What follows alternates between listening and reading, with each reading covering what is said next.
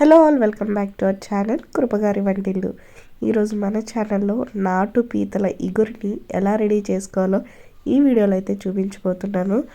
వీడియోని అయితే స్కిప్ చేయకుండా చూడండి, టేస్ట్ అయితే అదిరిపోతుంది అనమాట.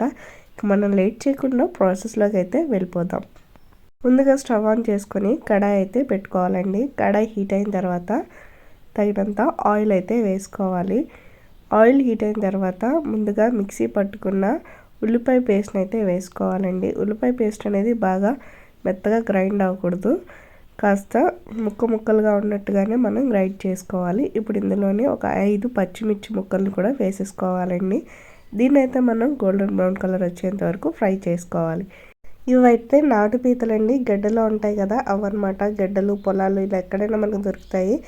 అయితే ఇప్పుడు శుభ్రం చేసి కడిగి వేగుతున్న ఉల్లిపాయలు అయితే వేసుకోవాలండి.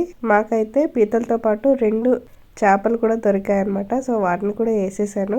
వీటన్నిటిని ఒకసారి బాగా కలుపుకొని మూత పెట్టుకొని ఒక 2 నిమిషాల పాటు ఉడికించుకోవాలండి. ఈ పీతలను అయితే మేము గడ్డలో స్వయంగా పట్టుకోవటం అయితే జరిగిందండి. దాన్ని మేము ఎలా పట్టుకున్నాం అనేది సుభాషిణి డైరీస్ అనే ఛానల్లో అయితే అప్లోడ్ చేస్తాము. తప్పకుండా ఆ ఛానల్ కూడా విజిట్ చేసి వీడియోస్ అన్ని చెక్అవుట్ చేసి మీకు నచ్చితే కనుక సుభాషిణి డైరీస్ ఛానల్స్ కూడా సబ్స్క్రైబ్ చేసేసుకోండి. ఇప్పుడైతే మొత్తం బాగా కలుపుకొని మూత పెట్టుకొని ఉడికించుకున్నాం కదా. ముక్క అయితే చూడండి ఈ విధంగా వేగుతుందనమాట.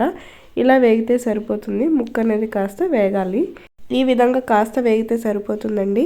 ఇప్పుడు దీనిలో మనం అల్లం వెల్లుల్లి హోల్ గరం మసాలా పేస్ట్ని అయితే వేసుకొని కలుపుకొని అల్లం వాసన పోయేంత వరకు ఉడికించుకోవాలి. అల్లం వేస్తే కనుక అడుగు మాడిపోతుంది, చూసుకొని కలుపుతూ ఉండాలన్నమాట. చూడండి పీతలు అయితే వేగిపోయాయి కదా. ఇప్పుడు ఇందులో మనం చిన్న ముక్కలుగా కట్ చేసి పెట్టుకున్న టమాటాని అయితే వేసుకొని టమాటా మగ్గేంత వరకు ఉడికించుకోవాలండి. టమాటా కాస్త కొద్దిగా వేసుకోండి, ఎందుకంటే చింతపండు పులుపు కూడా మనం తర్వాత యాడ్ చేసుకుంటాం అన్నమాట.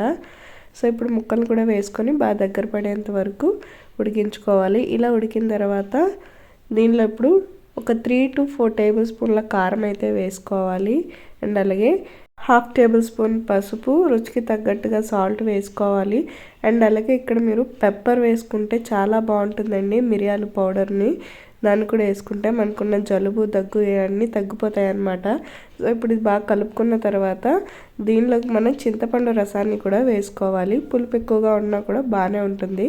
సో చింతపండు రసాన్ని వేసుకున్న తర్వాత కొన్ని వాటర్ వేసుకొని కర్రీ అనేది దగ్గర పడేంత వరకు ఉడికించుకోవాలి. ముక్క నిండేంత వరకు నీళ్ళైతే వేయాలండి. సో ముక్క అనేది ములగాలన్నమాట. సో ఇలా వేసుకున్న తర్వాత మూత పెట్టుకొని ఒక 10 మినిట్స్ పాటు కుక్ చేసుకుంటే ముక్కలకి జ్యూస్ అనేది బాగా పడుతుందండి. ఆ పీతల కాళ్ళు కూడా జ్యూస్ అనేది బాగా పట్టి జ్యూసీగా ఉంటుందన్నమాట. దీన్ని మనం వేడి అన్నంలో లేదంటే అంబలిలో తీసుకున్న చాలా బాగుంటుంది. సో ఇదన్నమాట మనం ప్రిపేర్ చేసుకున్న నాటు పీతల ఇగురు. సో ఫైనల్గా కరివేపాకు కానీ కొత్తిమీరతో కానీ గార్నిష్ చేసుకొని టేస్ట్ చేసేస్తే చాలా బాగుంటుంది. సో ఇదన్నమాట ఇవాళ వీడియో. ఇలాంటి మరెన్నో ఇంట్రెస్టింగ్ రెసిపీస్ కోసం మన ఛానల్ని లైక్ చేయండి, షేర్ చేయండి, సబ్స్క్రైబ్ చేసుకోండి. Thank you for watching.